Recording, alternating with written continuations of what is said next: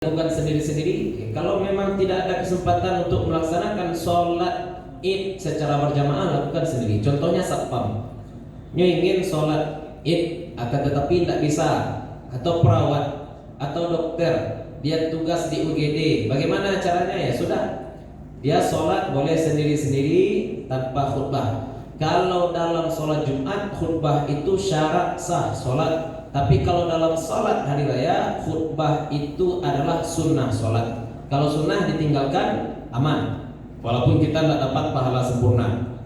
Tapi kalau syarat ditinggalkan, maka ibadah jadinya tidak sah. Itu tentang hukum sholat berjamaah. Nah sekarang tadi kita katakan, andai di satu kampung tidak dilaksanakan sholat berjamaah, andai di satu kampung tidak dilaksanakan sholat berjamaah, tidak tampak syiar sholat jamaah di kampung tadi, maka seluruh penduduk kampung berdosa kecuali yang punya uzur.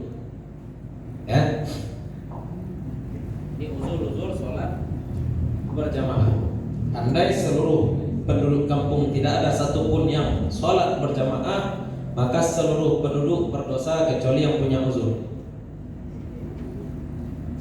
Ya, uzur itu untuk sholat berjamaah ini sama dengan Jumat juga ya, uzur jamaah dan juga uzur Jumat. Ada uzur umum, ada uzur khusus. Kalau umum ini contohnya hujan lebat. Ada apa lagi? Bencana alam. Apa lagi? Wabah. Apa lagi? Dan lain-lain.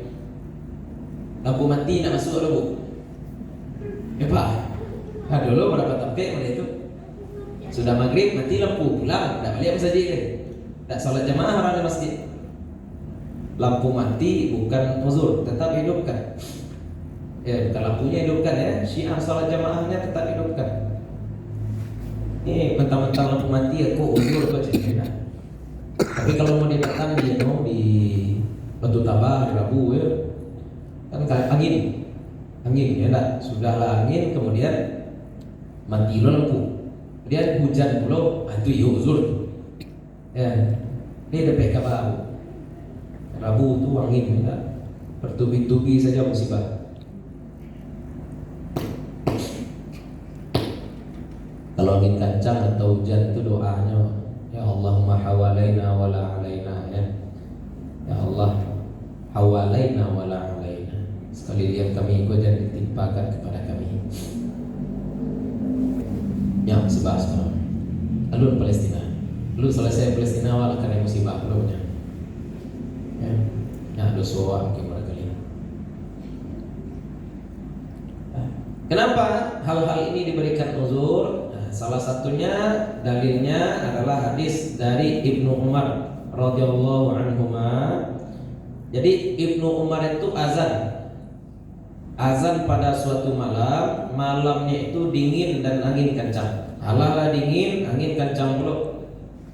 Kemudian dalam sholat itu beliau tambahkan, apa tambahan redaksi dalam azan tersebut? Ala sallu fir rihal atau fi rihalikum. Ala sallu fir rihal. Ala ko tanbih saja. Hai manusia, hai orang kampung, sallu fi rihal, salatlah kamu di kendaraan. Ini kalau musafir. Musafir itu ada kafilah-kafilahnya, ada kereta-keretanya, salat saja di dalam kereta. Kenapa? Karena kemudian Ibnu Umar berkata, inna Rasulullah sallallahu alaihi wasallam kana yaqurul muadzina. Nabi sallallahu alaihi wasallam itu menyuruh muazin, idza kanat lailatun dzatu bardin wa matarin, kalau suatu malam terjadi dingin yang sangat dan juga hujan, berkata si muazin, ala sallu fi rihalikum, salatlah kalian di rihalikum, ay manazilikum, di rumah-rumah kalian. Itu dalil uzur umum. Semua uzur umum berlaku. Kini contoh Pak, di Solo di mana kejadian? Nampak harimau di CCTV. Ya, tahu Pak. Tahu Ustaz. Nampak harimau di CCTV. sampai adu kabar bahwa harimau itu adalah nak dole, itu boleh libur sholat. Ya, sebab tidak tahu ya harimau. Harimau asli, orang yang harimau jadi-jadian, wallahu alam. Memang itu udah pokoknya harimau. Ya, selama ada potensi seperti itu, ya, atau ada teroris bilang kami masang bom di salah satu masjid di Payakumbuh, aja tidak tahu awak masjid mana. Sampai jaleh kabar, maka itu juga merupakan uzur umum. Ya, Imam Syatibi itu membagi maqasid menjadi 5. Ada hifzul din, ada hifzul nafas, ada hifzul mal, ada hifzul arad. Ya, menjago-jago apa? Jago nyawa, jago sholat, jago agama. Sholat ini hifzul din, sholat ini menjaga agama. Tapi bagaimana agama bisa tegak kalau misalkan orang-orangnya habis, orang-orangnya tidak ada? Tapi dalam syariat juga kita diperintahkan untuk menjaga agama, bahkan walaupun harus mengorbankan jiwa. Contohnya diperintahkan untuk jihad, dan sudah maklum bahwasanya dalam jihad itu pasti akan ada nyawa yang melayang. Nah, jadi tergantung kondisi. Ada kalanya hifzul din ini daruri, sedangkan hifzul nafasnya ini haji. Ya, ada level kata Imam Syatibi itu.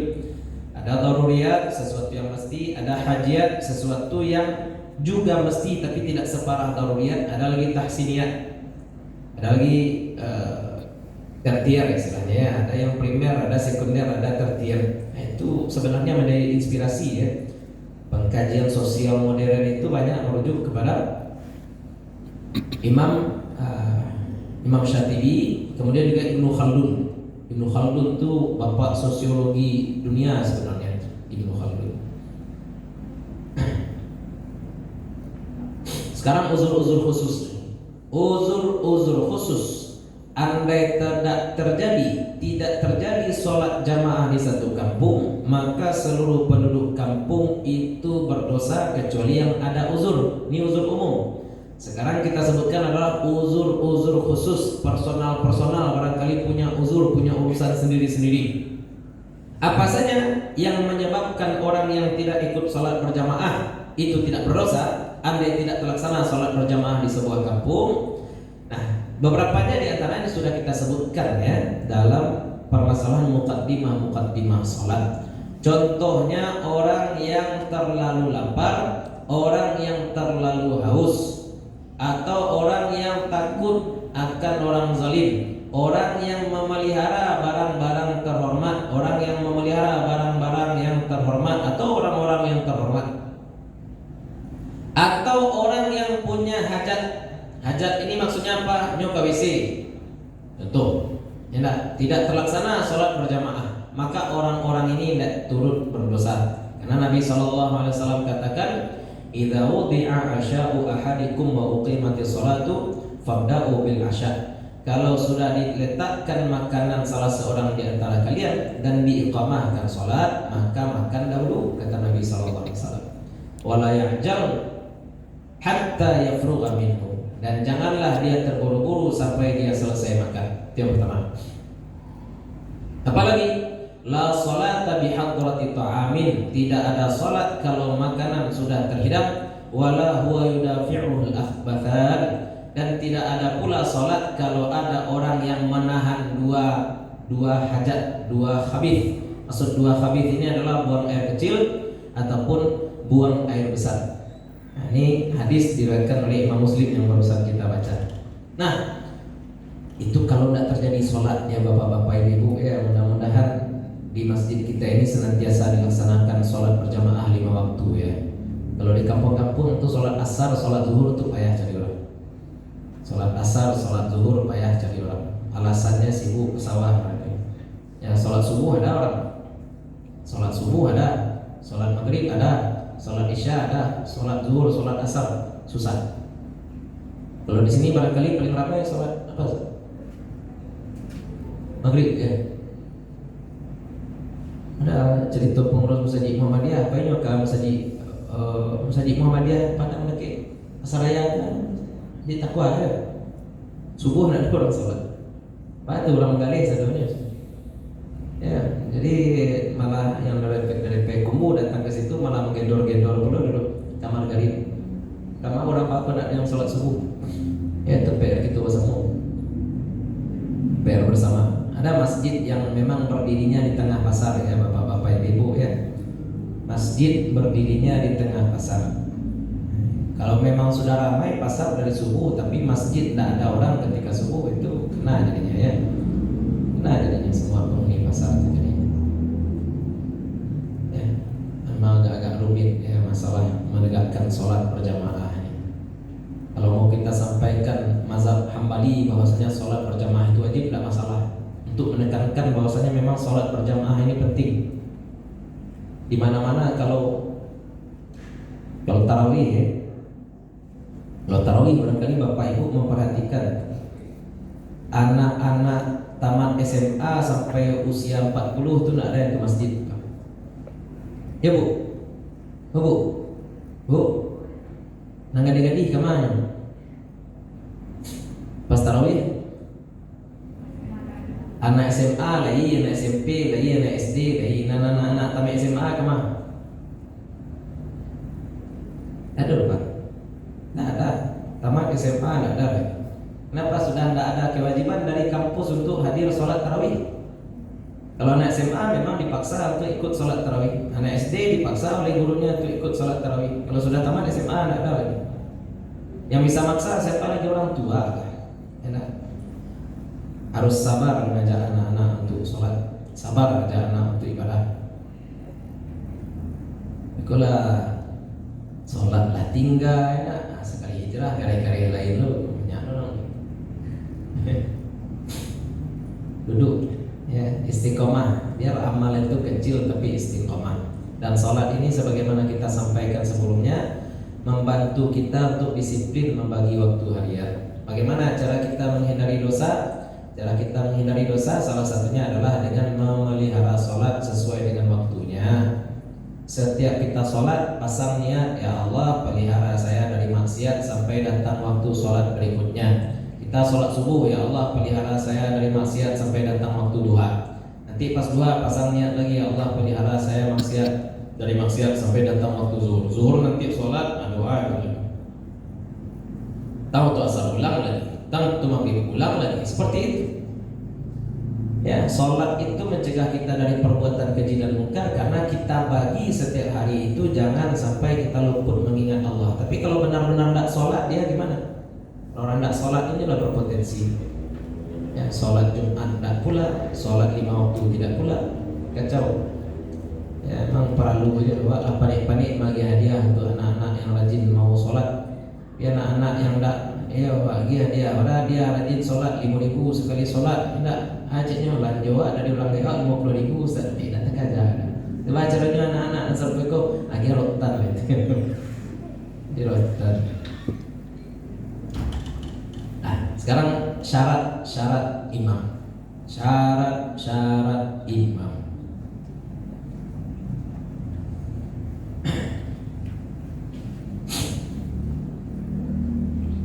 Syarat imam ini sebenarnya banyak ya. Kita pandang juga dari sisi makmumnya dan juga syarat secara umum. Syarat umum tentu saja imam ini mesti sholatnya itu sah. Syarat imam adalah sholatnya mesti sah. Maka tidak sah kalau imamnya kafir, tidak sah kalau imamnya anak bayi yang belum mumayyiz, tidak sah kalau imamnya gila. Ini ada ditanya oleh adik saya di kampung, ketika sholat orang sudah qamat, tidak ada yang maju. Tiba-tiba maju orang yang sekali-sekali gilo, sekali-sekali waras. Ada orang seperti itu Pak. Satu waktu dia waras, satu waktu dia gila.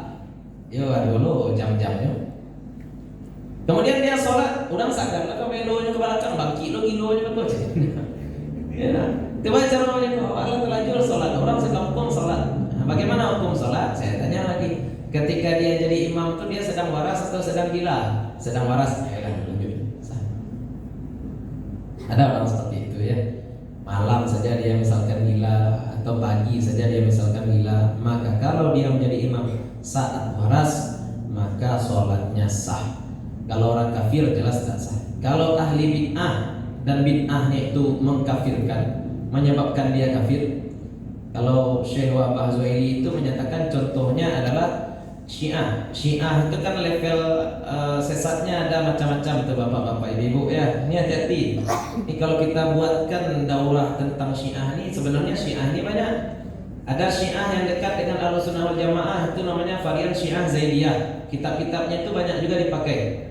Ya, contohnya kitab Subul Salam, contohnya kitab Nailul Autar, itu orang Syiah juga yang tulis tuh.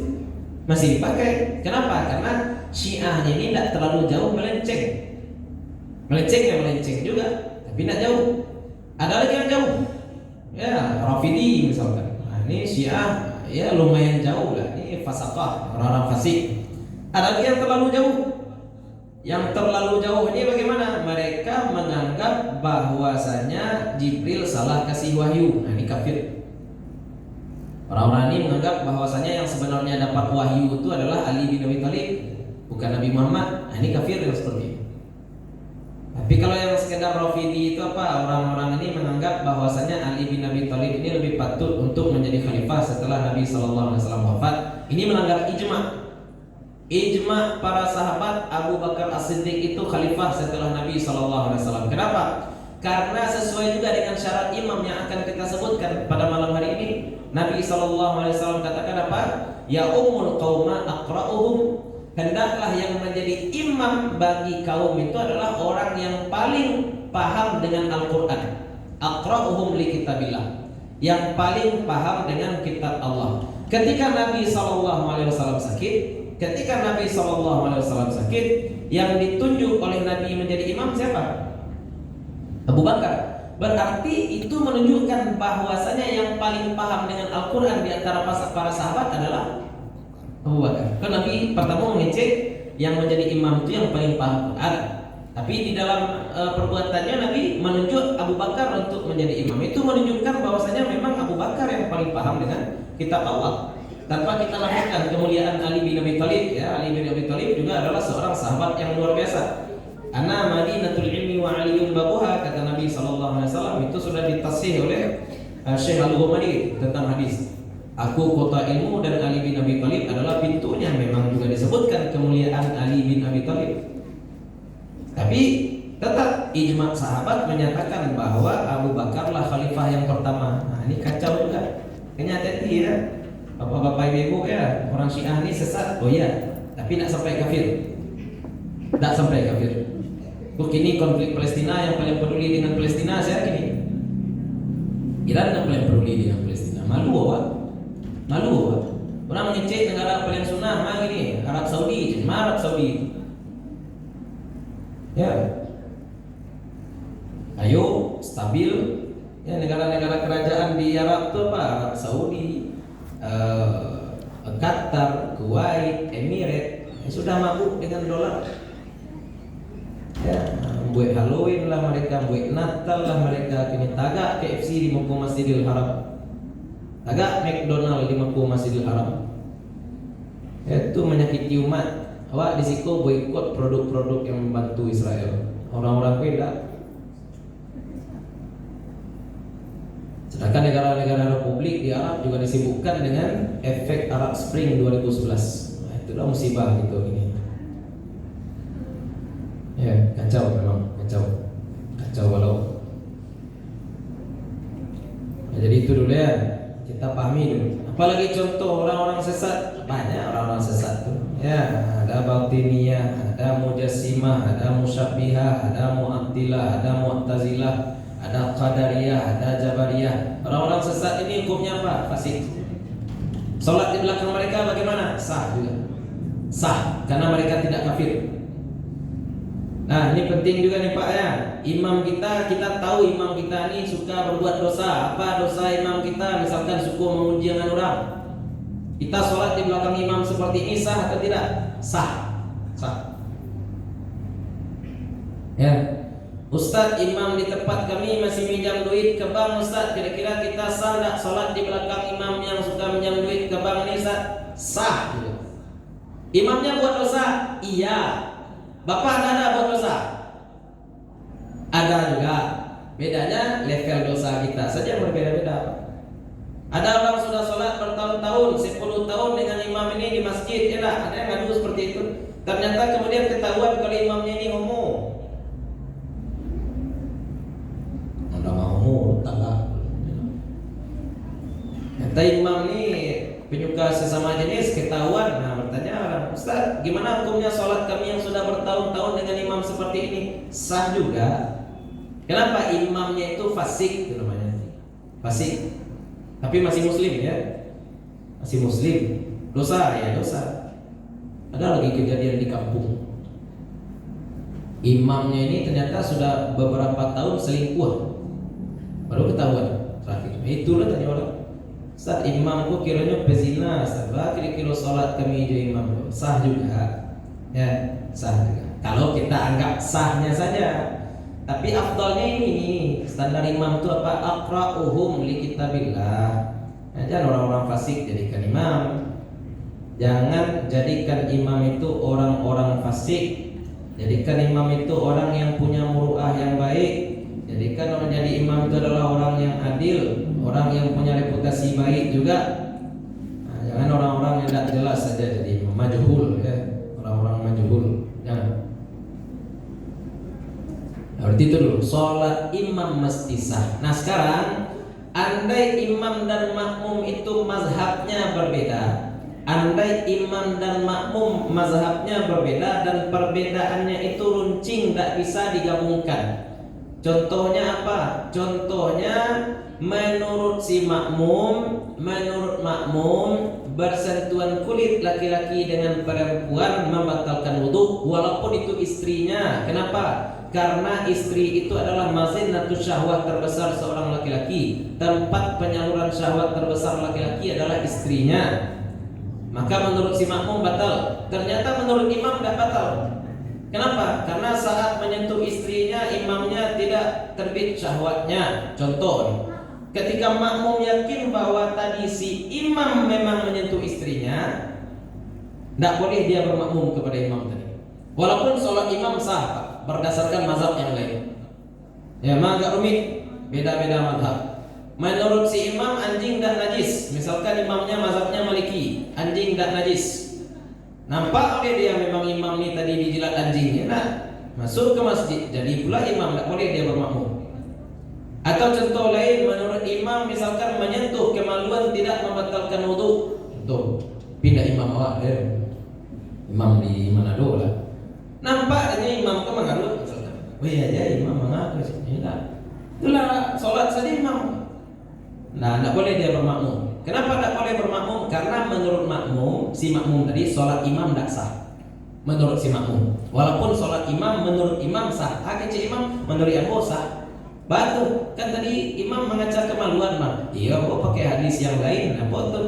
Ketika ditanya tentang kelamin, kata Nabi SAW, kemaluan itu, zakar itu adalah bagian dari tubuhmu juga, kata Nabi. Ya. Atau tadi anjing itu tidak najis. Kenapa? Karena tidak ada satupun dalil yang menyatakan bahwasanya anjing itu najis. Yang ada cuma kewajiban untuk membasuh 7 kali. Itu pun kalau bejana. Sedangkan anjing itu tidak menjilat bejana. Anjing itu cuma menjilat kaki saya saja, kata imam misalkan seperti itu. Ya, ada sudut-sudut pandang berbeda. Itu makanya sebenarnya Bapak Ibu, kalau belajar fikih itu jangan banding-bandingkan mazhab dulu. Tambah panjang wak jadinya. Tambah tidak jadi ya wak beramal jadinya. Atau orang-orang Galia dipakainya nanti perbandingan mazhab itu untuk menghilangkan taklif. Tapi kayaknya misalkan dalam mazhab Hanafi ternyata ada khamar yang halal. Aduh, kok orang-orang Galia udah itu Pak. Aduh, tua yang halal, kok tua yang jenis mutallafah. Jadinya enggak carinya tua, carinya Shopee enggak. Kok baik. Ya. Hati-hati. Ya. Belajar dulu cek. Umpama bela diri kan nanti itu belum. Fikih pun seperti itu juga. Belajar dulu mazhab Syafi'i, baru belajar mazhab Hambali, baru belajar mazhab Maliki, baru belajar mazhab